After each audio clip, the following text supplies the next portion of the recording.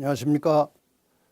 기독교가 가르치는 구원과 영생이란 무엇인가? 오늘 네 번째 강의하겠습니다. 창조인가 진화인가? 이 세상에서 가장 복잡하고 정교한 구조가 있다면 아마도 사람의 몸일 겁니다. 인체의 구조와 기능은 정말 대단히 놀랍고도 신비합니다. 시편 기자 다윗은 시편 139편 14절에 이렇게 기록을 했습니다. 나를 지으심이 신묘막측하심이라. 이렇게 인간의 지혜로는 측량할 수 없는 사람의 몸은 과연 어떻게 만들어졌을까요? 인류의 역사가 어떻게 시작되었는지를 올바르게 이해하면 인간이 무엇을 위하여 왜 살아야 하는지 깨닫게 됩니다. 출발 지점을 제대로 알아야 목적지를 확인할 수 있는 것이고, 목적지가 있어야 오늘 하루를 의미 있게 살 수 있는 것입니다.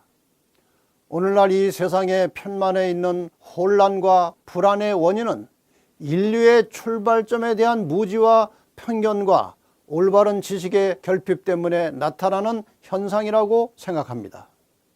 매우 상식적인 것이지만 인류의 기원에 대해서는 하나님께서 사람을 창조하셨다는 창조론과 아메바로부터 진화되어 현재와 같은 사람의 모양을 갖게 되었다는 진화론, 그리고 인간의 지식으로는 알 수 없다는 불가지론이 있습니다. 그러니까 인류의 기원에 대해서 말할 때 대부분의 사람들은 창조론과 진화론 중에서 하나를 선택하여 믿고 있는 것입니다. 두 가지가 모두 다 과학의 법칙으로 증명된 것이 아니기 때문에 믿음으로 선택할 수밖에 없습니다. 창조론을 받아들이는데도 믿음이 필요하고 진화론을 인정하려고 해도 역시 믿음이 필요합니다. 이 두 이론의 내용을 상세히 설명하기에는 지극히 시간이 제한되어 있기 때문에 상식적인 범주 안에서 창조론과 진화론에 대하여 간단히 생각해 보려고 합니다. 먼저 이 진화론의 실체에 대해서 좀 알아보겠습니다.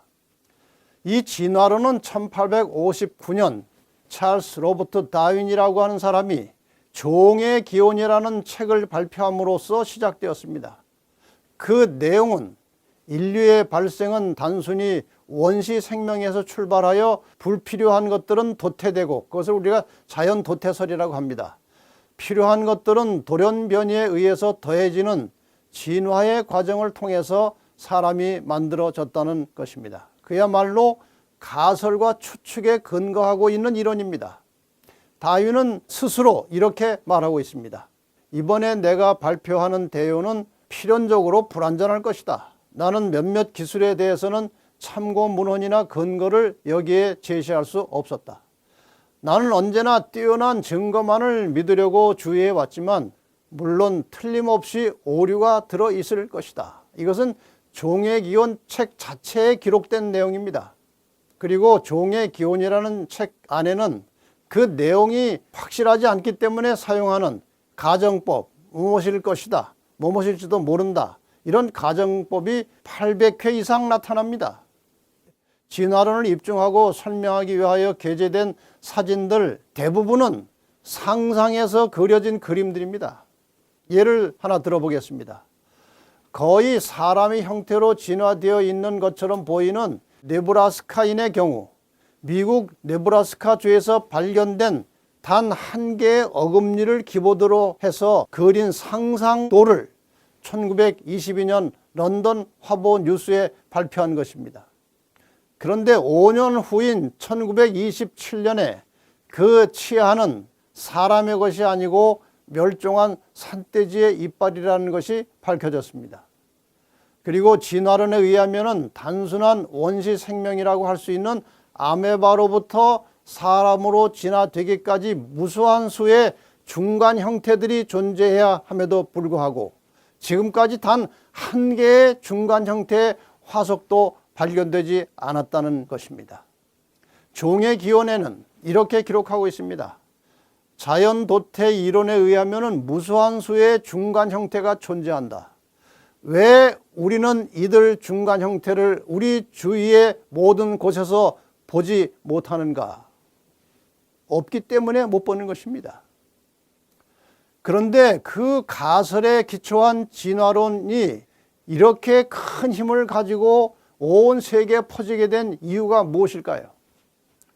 종의 기원 저자 스스로도 불확실할 것이라고 고백한 이렇게 모호하고 모순된 가설이 그렇게도 큰 위력으로 세상 사람들의 관심을 사로잡고 인류의 기원에 관한 대표적인 학설로 자리를 잡은 이유가 도대체 무엇일까요? 우선 진화론이 발표될 당시의 시대적 분위기가 큰 영향을 미친 것이라고 봅니다. 하나님의 이름과 성경을 가지고 중세 종교 암흑 시대를 지배하며 인간의 이성과 자유를 억압하던 이 가톨릭 교회 세력이 1798년 교황 비오 6세가 프랑스에 잡혀감으로 일단 종지부를 찍었을 때 사람들은 해방감을 느끼게 되었습니다. 종교적 억압에서 탈출하여 이제는 인간의 이성이 지배하는 분위기가 무르익었던 것입니다. 진화론이 정당해서가 아니라 그것이 성경의 창조론과 배치되는 이론이기 때문에 여과 없이 조건 없이 수용하게 된 사회적 분위기가 있었던 것입니다. 종의 기원 발표에 앞서 1848년에 선언된 공산주의와 함께 하나님을 거부하는 무신론의 분위기도 진화론이 쉽게 뿌리를 내릴 수 있는 풍토로 조성이 되어 있었습니다. 신약 성경 베드로후서 3장 5절 말씀이 그때의 상황을 적절하게 표현하고 있습니다. 이는 하늘이 예적부터 있는 것과 땅이 물에서 나와 물로 성립한 것도 하나님의 말씀으로 된 것을 저희가 일부러 잊으려 함이로다. 성경과 하나님을 고의적으로 거부하던 분위기가 과학적 근거가 전혀 없는 진화론을 급성장시켰던 것입니다. 1865년 멘델이라는 생물학자가 진화론의 근간이 되는 변이와는 상반된 유전 법칙을 발표했습니다. 그 당시 그는 별로 유명한 학자도 아니었고 다윈의 변이가 워낙 지배적인 사상이었기 때문에 유전 법칙은 큰 영향을 미치지 못했습니다. 그 후에 그 유전 법칙이 매우 중요한 생물학적 법칙으로 입증되었음에도 불구하고 진화론은 여전히 그 위세를 굳건히 지키고 있으니 참 신기하고 이상한 일입니다. 그러면 이제 창조의 과학에 대해서 좀 설명을 드리겠습니다. 성경이란 기정사실을 선언하는 형태로 기록되었기 때문에 어떤 현상이나 결과를 증명하려고 시도하지 않습니다. 창세기 1장 1절 태초에 하나님이 천지를 창조하시니라. 이것은 하나의 선언입니다. 이미 하나님의 존재와 그분의 능력을 경험한 창세기의 기자 모세 입장에서는 하나님의 권능으로 세상이 창조된 것은 의심할 여지가 없는 너무나 당연한 이치이기 때문에 증명 혹은 설명을 시도할 필요가 없었던 것입니다. 이렇게 기록된 성경은 인류의 기원에 대하여 매우 단순한 언어로 표현하고 있습니다. 창세기 2장 7절입니다. 여호와 하나님이 흙으로 사람을 지으시고 생기를 그 코에 불어 넣으시니 사람이 생명이 된지라 산 사람이 된지라. 그리고 여호와 하나님이 동방의 에덴의 동산을 창설하시고 그 지으신 사람을 거기 두셨다고 기록되어 있습니다. 인류의 역사는 하나님의 창조하심으로 시작됐고 현재 유프라테스 강과 티그리스 강이 있는 중동 지역 어느 지점에 창설된 에덴 동산에서 출발한 것입니다. 사람을 만드는 데 사용한 흙은 무엇입니까? 그것은 원어로 아파르라고 하는 것인데 먼지 혹은 티끌을 뜻합니다. 흙의 가장 미세한 단위, 즉 원소를 말하는 것이라고 볼 수 있습니다. 하나님께서 흙의 원소를 가지고 사람을 구성하셨다는 겁니다. 흙을 분해하면 다음과 같은 원소들이 나옵니다. 산소, 탄소, 수소, 질소, 칼륨, 카리, 염분, 유황, 인철, 마그네슘 등등. 이 원소들은 사람을 구성하고 있는 요소와 정확하게 일치하고 있습니다. 그래서 하나님이 흙으로 사람을 지으셨다는 선언 속에는 깊은 과학적 원리가 들어있다는 사실을 깨달을 수 있습니다.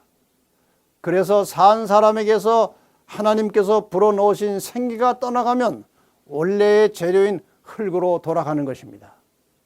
인간이 범죄하여 죽게 되었을 때 하나님께서는 너는 흙이니 흙으로 돌아가라고 하신 이 말씀은 과학의 법칙을 설명하고 있는 것입니다. 이제 간단하게 결론적인 말씀을 드리겠습니다. 만유의 인력을 발견한 과학자 중에 과학자인 아이작 뉴턴은 창조주 하나님의 존재에 대하여 다음과 같이 고백하였습니다. 참으로 아름다운 태양과 행성과 혜성의 체계는 지혜와 힘으로 충만하신 창조주의 계획으로부터 태어날 수밖에 없다. 지구하신 하나님이 필연적으로 존재한다는 것은 모든 사물을 통해서 인정된다. 이건 뉴턴이 한 말입니다.